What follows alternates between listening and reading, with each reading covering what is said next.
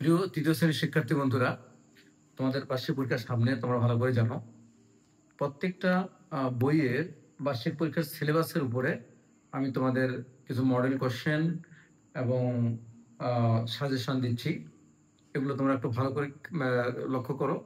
যেমন আজকে যেটা করতেছি এটা হচ্ছে তোমরা দেখতে পাচ্ছ তোমাদের ইসলাম শিক্ষা বইয়ের তৃতীয় অধ্যায়, তাই না?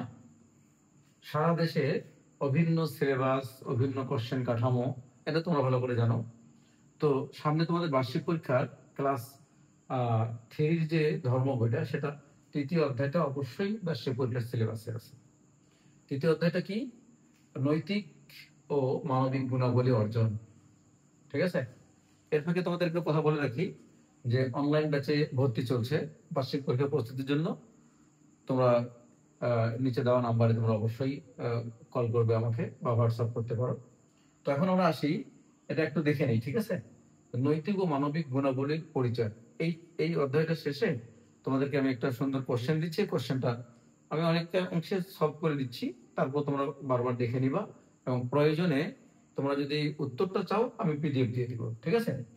নৈতিক ও মানবিক গুণাবলীর পরিচয় তোমরা এটা রিডিং করে নিবা, কারণ রিডিং করতে অনেক সময় লাগবে, ভিডিও অনেক বড় হয়ে যাবে।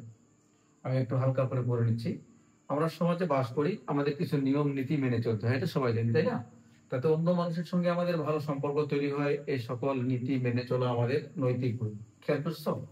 এই নীতিগুলো মেনে চলা হচ্ছে আমাদের নৈতিক গুণ, ঠিক আছে? এই গুণের ফলে আমরা আমাদের বড়দের শ্রদ্ধা করি, তাতে তারা খুশি হয়, আমাদের আদর স্নেহ করেন। আমরা মানুষ, আমাদের আশপাশে কেউ বিপদে পড়লে আমাদের খারাপ লাগে, আমরা তাকে সাহায্য করতে এগিয়ে যাই। এটা হলো আমাদের মানবিক গুণ, ঠিক আছে? এখানে কি বলা হয়েছে? মানুষের সঙ্গে আমাদের ভালো সম্পর্ক তৈরি হয়, এ সকল নীতি মেনে চলা আমাদের নৈতিক গুণ। আর মানুষ বিপদে পড়লে আমাদেরকে এগিয়ে যেতে হবে, মানুষ বিপদে পড়লে আমাদের খারাপ লাগে, এগুলো হচ্ছে আমাদের মানবিক গুণ। মানুষ হিসেবে অন্য মানুষের সুখে দুঃখে সহকর্মী হয়ে আমরা আরো অনেক ভালো কাজ করি। যেমন আমরা অসহায় ও গরিব লোকদের সাহায্য করি, এগুলো আমরা করি আমাদের মানবিক গুণের কারণে, ঠিক আছে? তো আমি তোমাদের পুরো অধ্যায়টা তো পড়া সম্ভব না, এই অধ্যায়টা তোমরা ভালো করে রিডিং করে নিও। রিডিং করে নিয়ে আমি তোমাদেরকে যে কোশ্চেনটা দেখাচ্ছি এই কোশ্চেনটা সলভ করতে হবে, ওকে? তাহলে আমরা চলে এসেছি কোশ্চেনে। দেখো কোশ্চেনটা দেখো। আর আমি তোমাদেরকে যে কথা বললাম, তোমরা যারা অনলাইনে পড়তে চাচ্ছ তারা আমার এই নাম্বারে কল করবো, 01710060587 এই নাম্বার, ওকে? যাই হোক, এখন আমরা এই কোশ্চেনটা একটু সলভ করি। দেখো, নাম্বার 1, কোনটি নৈতিক গুণ? আমরা কিন্তু রিডিং এ যতটুকু পড়ছি আমি মার্ক করছি, কিন্তু কোনটি নৈতিক গুণ? অসহায়কে সাহায্য করা, বড়দের শ্রদ্ধা করা, অন্যের সুখে দুঃখে সহমর্মী হওয়া, না গরিবকে সাহায্য করা? নৈতিক গুণ বড়দের শ্রদ্ধা করা, ঠিক আছে? নৈতিক ও মানবিক গুণকে আরবিতে কি বলা হয়? আখলাকে জামিমা, সত্যবাদিতা, সদাচার, আখলাকে হামিদা। অবশ্যই আখলাকে হামিদা, ঠিক আছে? নৈতিক ও মানবিক গুণকে, যেটা ভালো গুণ সেটা হচ্ছে আখলাকে হামিদা, আর যেটা খারাপ গুণ সেটা হচ্ছে আখলাকে জামিমা। এটা মনে রাখছো, ঠিক আছে? তাহলে আমাদের 2 নম্বর প্রশ্নের উত্তর হচ্ছে ঘ। এরপরে দেখো 3 নম্বর প্রশ্নে আসো। তোমরা আস্তে আস্তে ভিডিওটা দেখবা, একবারই হয়ে যাবে। অন্যের দুঃখ কষ্ট অনুভব করে তাকে সাহায্য করা কোন ধরনের গুণ? পরমত সহিষ্ণুতা, সহনশীলতা, সহমর্মিতা, সত্যবাদিতা। তাহলে এটা কি হবে? সহমর্মিতা, ঠিক আছে? মহানবী সাল্লাল্লাহু আলাইহি ওয়াসাল্লাম কথায়, কাজে ও ব্যবহারে কি ছিলেন? উদার ছিলেন, উগ্র ছিলেন, অসহনশীল ছিলেন, নাকি হিংসাত্মক ছিলেন? অবশ্যই উদার ছিলেন। হযরত আনাস রাদিয়াল্লাহু কে ছিলেন?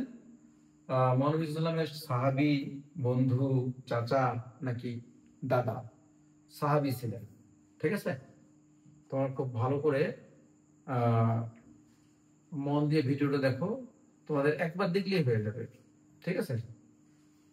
একবার দেখলে। 6 নম্বর, কেউ বিপদে পড়লে আমাদের ভালো লাগে, খারাপ লাগে, আনন্দ লাগে, হাসি পায়? এই যে তোমরা এটা মন দিয়ে যদি বাংলা ভাষা যদি বুঝে থাকো তাহলে এগুলোর উত্তর কি নিজে নিজে দিতে পারবো। কেউ বিপদে বললে কি কেউ কি কারো কি আনন্দ লাগে, কেউ কি হাসি হাসি পায়, কারো ভালো লাগে কি না, কেউ বিপদে বললে আমাদের খারাপ হয়, তাই না? দেশের প্রকৃতি ও জীবজগৎকে আমরা সহযোগিতা করব, ভালোবাসবো, সাহায্য করব, নষ্ট করব, কোনটা?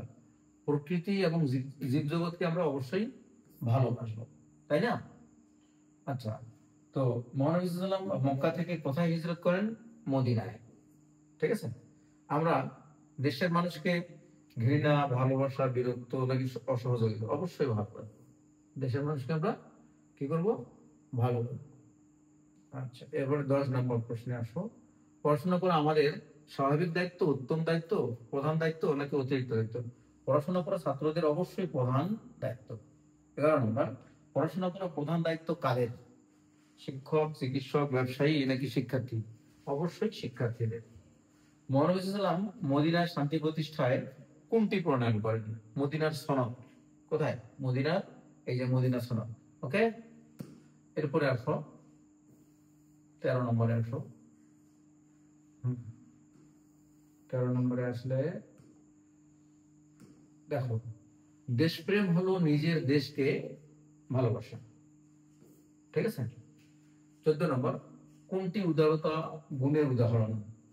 সত্য কথা বলা, ন্যায় অন্যায় পার্থক্য করা, অন্যের কথা ও কাজের প্রতি সহনশীল হওয়া, কাজে কর্মে এখানে সৎ থাকা হবে আর কি, সৎ থাকা। তাহলে কি হচ্ছে? কোনটি উদারতা গুণের উদাহরণ? সত্য কথা বলা, ন্যায় অন্যায় পার্থক্য করা, অন্যের কথা কাজে সহনশীল হওয়া, এটা হচ্ছে উদারতা গুণের মানে উদাহরণ। নৈতিক ও মানবিক গুণ আখলাকে হামিদা। ঠিক আছে। আচ্ছা, তাহলে 15টা অবজেক্টিভ প্রশ্ন আমাদের এখানে আমরা কারেক্ট করলাম। এবার আসি শূন্যস্থান পূরণ। ঠিক আছে, শূন্যস্থান পূরণে দেখো, আমি তোমরা যদি একবার মন দিয়ে ভিডিওটা দেখো তাহলে এটা হয়ে যাবে একসঙ্গে। হযরত মুহাম্মদ নিজের দেশকে ভালোবাসতেন। ঠিক আছে, ভালোবাসতেন। আমি লিখে দিচ্ছি না, তোমরা শুনে নাও। ভালো, আচ্ছা দিলাম, ভালো বাসতেন। মহানবী ইয়াতিম শিশুদের প্রতি ড্যাশ ছিলেন? ইয়াতিম শিশুদের প্রতি সদয় ছিলেন। ঠিক আছে। আখলাকে ড্যাশ ক্ষতিকর? আখলাকে জামিমা। জামিমা। আখলাক শব্দের অর্থ হলো চরিত্র। চরিত্র। ঠিক আছে। আমরা অন্যের বিপদে তাকে ড্যাশ যোগাবো, তাকে সাহস যোগাবো। ওকে, এবার 3 নম্বর দেখো, শুদ্ধ অশুদ্ধ নির্ণয় করে উত্তরপত্রে লেখো। আখলাকে জামিমা হলো আমাদের নৈতিক ও মানবিক গুণ। নো, এটা হচ্ছে অশুদ্ধ। ঠিক আছে, আমি সরল লিখে দিচ্ছি শুধু। সহমর্মিতার মাধ্যমে অসহায় মানুষের সমস্যার সমাধান হয়, অবশ্যই শুদ্ধ এটা। ঘ নম্বর, উদারতা হলো অন্যের কথা, কাজ ও চিন্তা ভাবনার প্রতি সহনশীল হওয়া, এটা শুদ্ধ। মাতৃভূমির উন্নয়নের জন্য নিজ দায়িত্ব সঠিকভাবে পালন করাই দেশপ্রেম, শুদ্ধ। ঠিক আছে। মহানবী হযরত মুহাম্মদ সাল্লাল্লাহু আলাইহি ওয়াসাল্লাম নিজের জন্মভূমিকে ভালোবাসতেন, অবশ্যই শুদ্ধ। ঠিক আছে। আচ্ছা, তাহলে এবার পরের প্রশ্নে যাই। 4 নম্বর প্রশ্নটা কি? 4 নম্বর প্রশ্নটা হচ্ছে আমাদেরকে মিল করতে হবে, তাই না? বাম পাশের বাক্যাংশের সাথে ডান পাশের বাক্যাংশের মিল করে উত্তরপত্রে লেখো। ওকে, 4 নম্বরটা কি? আচ্ছা, বাম পাশ ডান পাশ। সমাজে আমাদের কিছু নিয়ম ও নীতি অবশ্যই মেনে চলতে হয়, তাই না?